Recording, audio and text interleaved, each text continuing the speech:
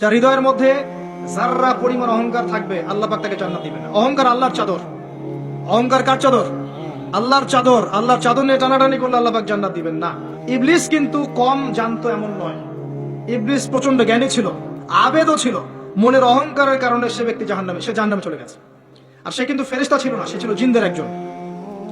কানা মিনাল জিন, সূরা কাফের মধ্যে আছে। এরপরে খেয়াল করে দেখেন, এই অহংকার যদি আজকে আমাদের মধ্যে চলে আসে, যত বড় ডিগ্রি সার্টিফিকেট থাক না কেন, আমার পরিণাম জাহান্নামী হবে না, আউযুবিল্লাহ। যার হৃদয়ের মধ্যে যাররা পরিমাণ অহংকার থাকবে আল্লাহ পাক তাকে জান্নাত দিবেন না। অহংকার আল্লাহর চাদর। অহংকার কার চাদর? আল্লাহর চাদর। আল্লাহর চাদর নিয়ে টানাটানি করলে আল্লাহ পাক জান্নাত দিবেন না। অহংকার কাকে বলে?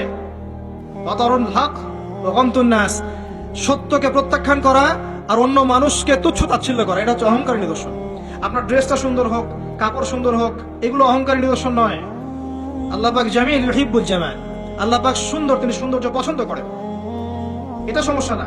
অন্যকে তুচ্ছ তাচ্ছিল্য করলে অহংকার হবে।